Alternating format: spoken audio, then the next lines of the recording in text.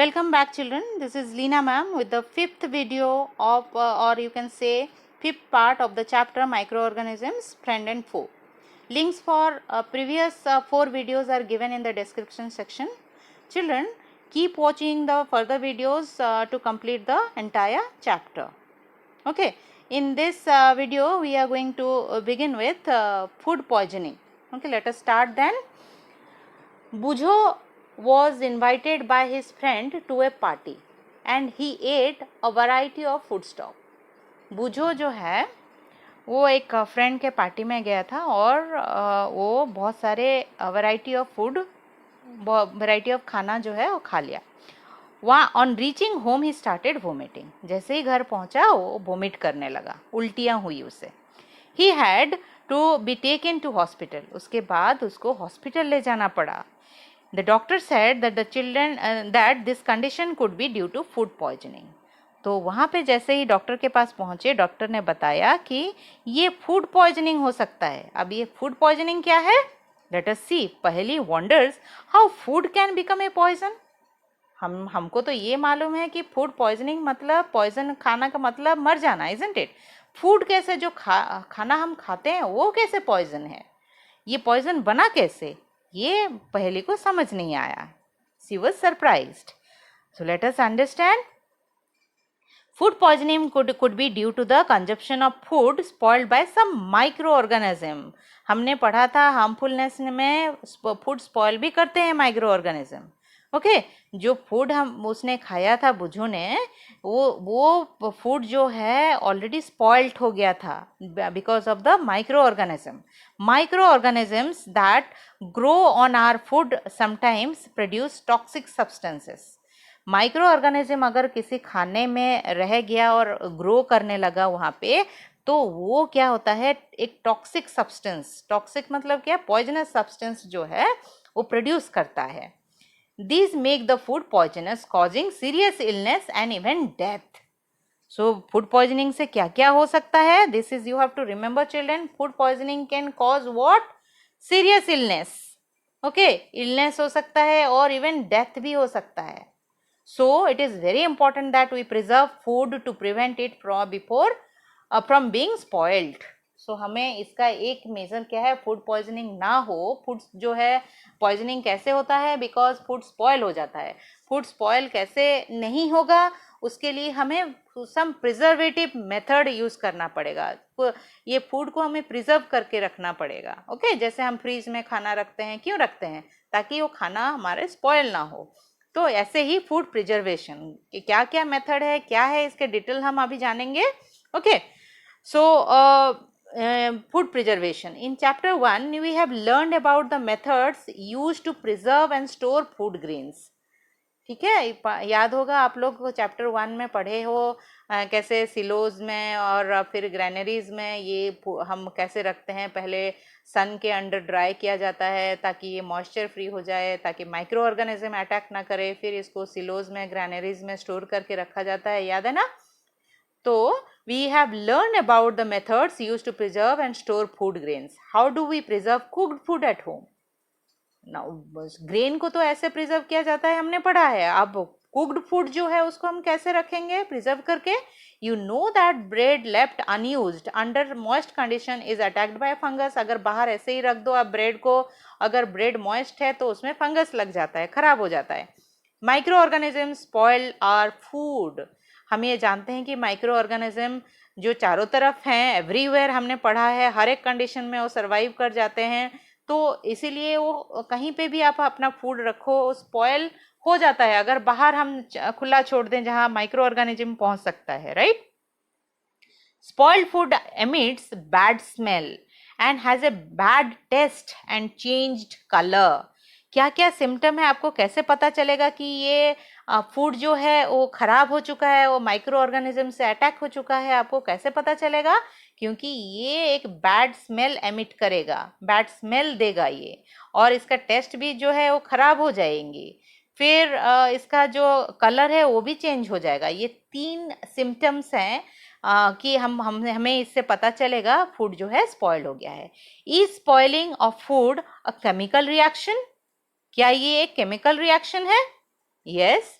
Paheli brought some mangoes, but she could not eat them for a few days. Later she found that they were spoiled and rotten. पहली कुछ mango लेके आई थी बाजार से, लेकिन उसको वो खा नहीं पाई। फॉर कुछ दिनों के लिए वो खा नहीं पाई थी। लास्ट में जब कुछ दिनों बाद उसने देखा तो वो सड़ गए थे, ओके, खराब हो गए थे। But she knows that the mangoes pickles her grandmother makes does not spoil for a long time. अगर जो मैंगो वो लाई थी वो खराब हो गया, फिर मैंगो का जो पिकल है, जो अचार है, वो कैसे उसके जो ग्रैंडमदर ने बनाया था, दादी ने जो बनाया था, नानी ने जो बनाया था, वो कैसे खराब नहीं होते, इतने समय तक रह जाते हैं। वो कंफ्यूज है अभी। Okay, she is confused. देखते हैं। Let us study the common method to preserve food in our home. We have to prevent it from the attack of microorganisms. So microorganism के अटैक से बचाने के लिए some preservative method जो हम use करते हैं घरों में, वो हम पढ़ेंगे अभी one by one. Okay, first method is chemical method. Salt and edible oil. Okay, बच्चों आपको ये दो चीजें याद रखना पड़ेगा। Salt and edible oils are the common chemicals generally use to check the growth of microorganisms. Microorganism को grow करने नहीं देता है, चेक कर देता है, मतलब स्टॉप करा देता है। तो सॉल्ट और एडिबल ऑयल एक केमिकल्स हुए जो हमें प्रिजर्वेटिव के तरह हम यूज करते हैं। Therefore they are called preservatives. क्या क्या? Salt and edible oil. We add salt और acid preservative to the pickles to prevent the attack of microbes. Microbe का अटैक से बचाने के लिए हम क्या ऐड करते हैं? सॉल्ट और एसिड प्रिजर्वेटिव्स। एसिड प्रिजर्वेटिव्स मतलब जैसे विनेगर। विनेगर क्या है? Dilute acetic acid, right. Sodium benzoate, sodium metabisulphite, ये भी दो केमिकल्स हैं जो यूज होते हैं प्रिजर्वेटिव के तरह, are common preservatives. These are also used in the jams and squares to check their spoilage. तो जैम और जो आप बहुत चाव से खाते हो जैम, ओके, और जो स्क्वैसेस मीन्स जो ड्रिंक्स हम समर में पीते हैं जनरली, ये सब स्पॉइल क्यों नहीं होते? बहुत दिनों तक कैसे रहते हैं? Because we use such kind of preservative. Okay, prevention by common salt. Common salt जो है, जो घर में पाए जाते हैं नमक, वो भी एक प्रिजर्वेटिव है जो हम अभी भी पढ़े हैं। लेकिन और किस किस चीज़ में ये यूज़ होता है ये देखते हैं। Common salt has been use to preserve meat and fish for ages. ये आप लोगों ने देखा ही होगा, कई जगहों पे मीट और फिश को प्रिजर्व किया जाता है by putting salt into it. Meat and fish are covered with dry salt to check the growth of bacteria. इसको कवर क्यों किया जाता है सॉल्ट में? एक्चुअली बैक्टीरिया ग्रो नहीं करती है, नमक में कभी कीड़े नहीं पड़ते हैं, ये कहा जाता है ना। तो ये कीड़े क्या है? Microorganisms. Okay, salting is also use to preserve amla, raw mangoes, tamarind etcetera. So जैसे आंवला होता है, कच्चा आम होता है, या फिर इमली होती है, इस सब में नमक दिया जाता है, नमक दे के रखा जाता है for preservation for long time. Okay, preservative by sugar. Sugar भी जो है प्रिजर्वेटिव की तरह यूज होता है। Jams, jellies and squashes are preserve by sugar. Sugar इसमें डाला जाता है, आप सब जानते हो, ये मीठे होते हैं, ये भी एक प्रिजर्वेटिव है। Sugar reduces the moisture content which inhibits the growth of bacteria which spoil food। जो बैक्टीरिया ग्रो करके हमारा जो फूड को स्पॉइल करते हैं, इसको चेक करता है कौन? सुगर, इसको रिड्यूस करता है, इसीलिए सुगर को यूज किया जाता है।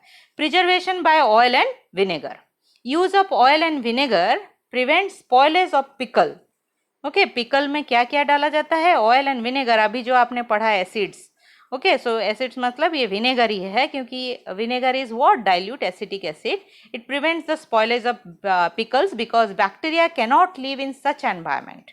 जहाँ पे ऑयल है, विनेगर है, इस सब एनवायरमेंट में बैक्टीरिया जो है ग्रो नहीं कर सकता, इसीलिए हम as an preservation for preservation process ये सब यूज करते हैं। Okay, vegetables, fruits, fish and meat are often preserve by this method. Okay, ये जो आपका फ्रूट्स है, वेजिटेबल्स है, फिश, मीट, ये सब प्रिजर्व किया जाता है by using this oil and vinegars. Heat and cold treatment. Heat and cold treatments क्या होता है? You must have observe your mother boiling milk before it is store और used. Okay, you must have seen, हम milk को पहले जैसे ही लाते हैं store से उसको बॉईल करते हैं, बॉईल करके उसके बाद फ्रिज में रखते हैं, या फिर उसके बॉईल करके ठंडा होने के बाद हम यूज़ करते हैं, isn't it? Boiling kills many microorganism. Boiling also one of the process, because ये हीट है बहुत ज़्यादा, ये हीट ट्रीटमेंट हुआ, बॉयल कर देने से क्या होता है, माइक्रो ऑर्गेनिज्म मर जाते हैं, right. Similarly we keep our food in the refrigerator. Fridge में तो हम बहुत सारे सामान रखते ही हैं, आप लोगों ने देखा ही होगा. Low temperature inhibits the growth of microbes. Why does the milk that comes in packets not spoil? My mother told me that the milk is pasteurized. What is pasteurization? आप लोगों ने सबने देखा है मिल्क जो पैकेट है वो 1-2 दिन तक ऐसे ही आ जाते हैं फ्रिज में रख के, वो खराब नहीं होते, क्योंकि उसमें आप लोगों ने सुना होगा टेट्रा पैक होता है. ये जो प्रोसेस है ये पैस्चराइजेशन प्रोसेस है. क्या है देखते हैं. पैस्चराइजेशन प्रोसेस एक्चुअली होता क्या है. Pasteurized milk can be consumed without boiling as it is free from harmful microbes. ठीक है, ये बॉयल नहीं करके हम डायरेक्टली पी सकते हैं, क्योंकि ये हार्मफुल माइक्रोब्स जो हैं इसमें होते नहीं हैं, उसको वहाँ से हटाया जाता है एक प्रोसेस के through. What is that? The milk is heated to about 70 degree Celsius. पहले मिल्क को क्या किया जाता है, 70 डिग्री सेल्सियस टेम्परेचर तक इसको बॉयल किया जाता है for about 15 to 30 second. Okay, and then suddenly chilled. Immediately उसका प्रोसेस होता है, उस एक फैक्ट्री में ऐसे बनाया गया होता है, जैसे ही ये इतना टेम्परेचर में उसको इतने टाइम के लिए बॉयल किया जाता है, देन इमीडिएटली उसको चिल किया जाता है एंड स्टोर किया जाता है immediately. By doing so it prevents the growth of microbes. Microbes को जाके वहाँ पे ग्रो करने के लिए टाइम ही नहीं मिलता, उसी के बीच इसको स्टोर करके पैक कर दिया जाता है. ये जो प्रोसेस है इसको किसने डिस्कवर्ड किया था? Louis Pasteur. Okay, and after his name the process is called as pasteurisation. Okay, the process was discovered by Louis Pasteur, एक साइंटिस्ट है.